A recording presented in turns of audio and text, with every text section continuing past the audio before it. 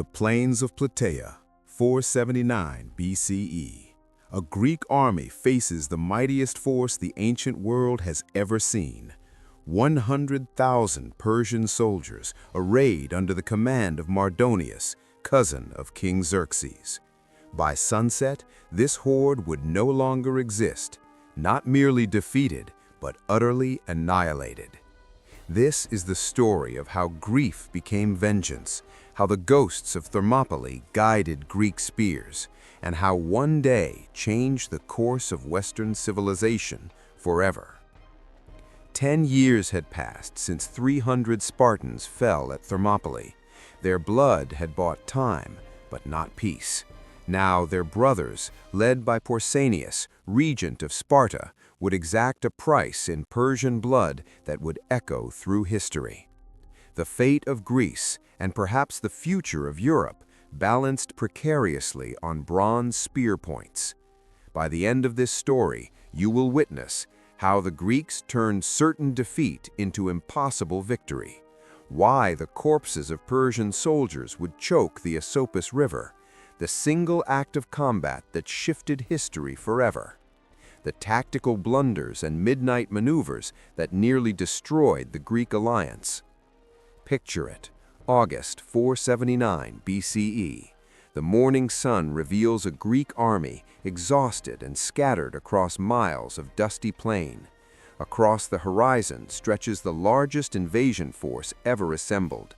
Mardonius, confident in victory, sees broken formations, weary soldiers, and thinks the Greeks are doomed. Yet, in just 6 hours, his entire army would cease to exist. The impossible had become inevitable, and from that day, no Persian king would dare step into Europe again. At the center of this transformation stands Pausanias. He carries the weight of his cousin Leonidas' sacrifice, but also the hopes of a united Greek force larger than any Sparta had ever commanded.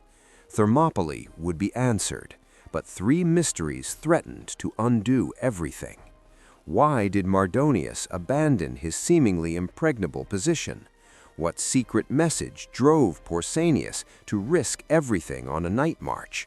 How did disorganized Greek forces transform chaos into victory? To understand the slaughter that would follow, we must first return to the ashes of Greece. The year is 480 BCE. Leonidas and his 300 lie dead at Thermopylae's gates. Their sacrifice bought time, yet Athens burns. The Acropolis, a symbol of Greek achievement, smolders. Citizens flee to nearby islands, helpless witnesses to the destruction of their city. It is here that Pausanias proves his genius, not only as a regent for Leonidas' young son, but as the reluctant commander of the largest Greek coalition ever formed. Allies are essential, but Greeks, famously, despise each other almost as much as they hate Persians. Enter the commanders: Pausanias, Spartan regent, reluctant avenger, burdened by history.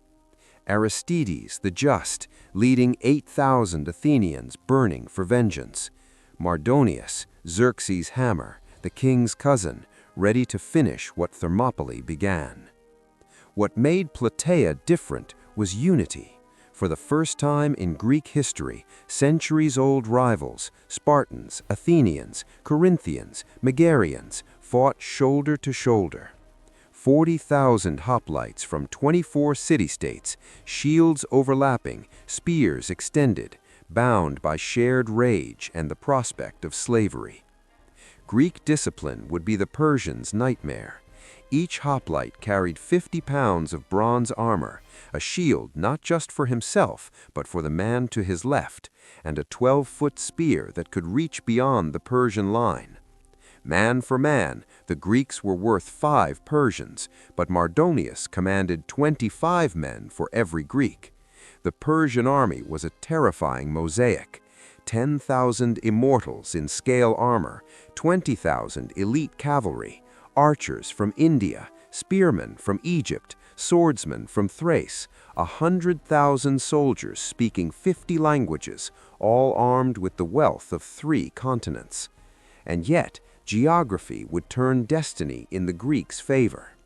9 miles south of Thebes, the Asopus River cuts through the plains toward Mount Cithaeron. Greeks need water, but the Persians dominate the river. For 11 days, both armies watch, test, and probe, while a secret advantage lies in Greek hands. They fight for home. Every man sees the smoke of his burned city. Every Spartan remembers Thermopylae. Every Athenian tastes ash when the wind blows. Then comes intelligence that changes everything. A secret message, delivered by a sympathizer within the Persian camp, promises to turn disadvantage into disaster. But first, Pausanias must act without revealing his knowledge. The fouled Greek water supply provides the perfect cover for a night maneuver. 40,000 men must march 3 miles in perfect silence through unfamiliar terrain without alerting the enemy. Chaos threatens to unravel everything. Some units refuse to move. Orders are misunderstood. One Spartan captain, Ariphatus, defies Pausanias, declaring, "No Spartan retreats from any enemy." This defiance could have shattered the alliance, but it doesn't. Dawn of August 27th arrives. Greek forces are scattered across broken ground. The Spartans remain in open terrain. The Athenians cluster 3 miles away. Mardonius, seeing disunity, orders attack. Persian cavalry charges, arrows darken the sky, bronze shields ring with impacts, but the Spartans do the unthinkable. They stand still.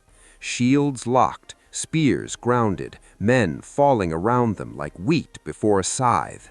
Discipline, iron and unbreakable, turns the Persian tide into a nightmare.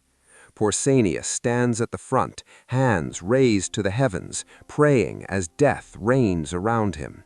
One by one men fall, yet the formation does not waver. Imagine the view from a Persian archer's perspective, a living wall of bronze, unmoving, unflinching, utterly terrifying. But death is only the beginning. Crisis looms deeper. Greek priests declare the omens unfavorable for battle. Persian cavalry wheels, charges again and again. The Greek line stands, a testament to training, courage, and the memory of Thermopylae. Now comes human drama. Calcrates, the army's most admired soldier, falls to an arrow through the lungs, mourning not his life, but the fact he will not strike a blow for Greece. Spartan psychology distilled. Death is meaningless. Failure is unforgivable. 3 miles away, Aristides faces his own trial. To aid the Spartans, he must confront the bulk of the Persian army head-on. But then fate intervenes. The rising sun blinds the attackers, and the momentum shifts. Scattered Greek forces move independently, yet simultaneously. The missing center emerges from olive groves. Priests suddenly declare the omens favorable. Pausanias drops his hands, screaming one word, and 11,500 bronze spear points drop, level, charging forward. A stationary Persian force now faces a moving wall of death. Mardonius, desperate, commits a fatal error, personally leading his guard cavalry at Pausanias' position. Sacred ground becomes killing ground. Persian cavalry crashes into Spartan spears like waves against cliffs. Horses scream, men die, bronze shatters flesh. And then Mardonius makes a choice that changes history. He dismounts to fight on foot, abandoning command at the moment it is needed most. In the next 60 seconds, the fate of Western civilization pivots on bronze, blood, and the unbreakable discipline of Greek warriors. But Mardonius, perhaps haunted by the memory of Leonidas' last stand, makes a fateful decision. He will lead from the front. Little does he know that every Spartan has memorized his appearance, purple cloak, white horse, golden armor. The moment he dismounts, a ripple of recognition spreads through the Greek ranks. Target acquired. The mistake that will cost him everything. The wider battlefield erupts across 3 miles of dusty plain. This is no longer just tactics, it is destiny. At the Asopus River, Persian infantry makes a catastrophic error. Attempting to exploit their overwhelming numbers, they surge across the shallow river. But rivers create choke points. The front ranks are crushed under the weight of thousands behind them. Greek physics and Greek discipline take control. 12-foot spears reach beyond the Persian swords. Life and death are separated by mere inches. Persian soldiers die without touching their enemies, pushed forward into a wall of bronze, into the teeth of comrades behind them. The river runs red within minutes, bodies jamming against each other like a human dam. And still, they press forward, blind to the slaughter awaiting them. Meanwhile, at the Spartan position, Mardonius personally leads 1,000 immortals in a desperate assault. These are the elite of the Persian army, hardened by conquest and bloodshed, yet the Greek phalanx is unyielding. Shields interlock, spears thrust with mechanical precision. Every step forward is soaked in the sweat and blood of both sides. A Spartan named Aeamnestus spots Mardonius 20 feet away. Between them lies a forest of corpses, both Greek and Persian. The Spartans press forward, stepping on bodies, grinding shields against shields, thrusting spears into gaps with unflinching ferocity. The heat of August turns the battlefield into a furnace. Bronze helmets trap the suffocating air. Men drown in their own sweat. And then, in a single decisive moment, fate intervenes. A Spartan spear, its thrower unknown, finds its mark. It pierces Mardonius's helmet just below the crest. Xerxes' cousin, conqueror of Athens, leader of the greatest army ever assembled, collapses. In his death, Leonidas' sacrifice achieves immortal victory. What follows is not a battle, it is a hunt. Persian morale crumbles instantly. The immortals attempt to retreat, but in the face of the Greek phalanx, withdrawal is impossible. Greek spears strike back and front alike. Pausanias, bloodied but unbroken, lifts Mardonius's golden helmet on a spear, signaling the collapse of Persian resistance. Every Greek sees it, every Persian sees it. The impossible has become inevitable. Across the plain, Aristides and his Athenians crash into the Persian center like a bronze avalanche. Unlike Spartans, they fight with fury driven by vengeance. Their city is ash, their temples rubble. They fight for payback in blood. The Persian center, composed mostly of subject nations' troops, cannot withstand the assault. Archers and lightly armed infantry are slaughtered in seconds. As the Persian lines collapse, chaos turns to rout. 100,000 men attempt to flee across a single river. Greek pursuit is systematic, disciplined, terrifying. Spears harvest lives like wheat. The Asopus becomes a grave trap. Soldiers stumble over corpses, drown in shallow, bloody water. Cavalry panic in the mud, horses throwing riders. Greek hoplites move among them, stabbing relentlessly. This is organized slaughter, the tactical innovation that changed warfare forever. Previous battles ended when enemies fled. Today, the Greeks' finish with Thermopylae began.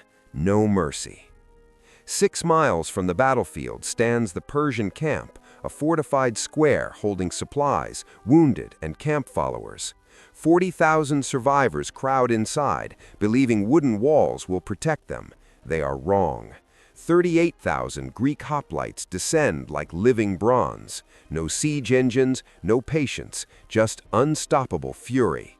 Archaeology shows the aftermath: layers of ash, arrowheads, skeletal remains bearing the marks of brutal, close-quarters combat. The camp becomes a charnel house. Among the ruins, the Greeks find Mardonius's treasury: gold cups, jeweled weapons, silver furniture, the wealth of an empire abandoned. Some Persians fight to the death, others beg in languages the Greeks cannot understand. None survive. Perhaps 10,000 of the original 100,000 escape. The last organized Persian resistance falls when Mestius, second in command, makes his final stand. Already wounded, his armor torn, it takes a dozen spear thrusts to kill him. With his death, the Greeks sweep through the camp methodically, tent by tent, section by section. By sunset, silence falls. Birds call above a sea of bodies, the moans of the wounded faint and far in between. In 6 hours, the mightiest army ever assembled in Europe is annihilated.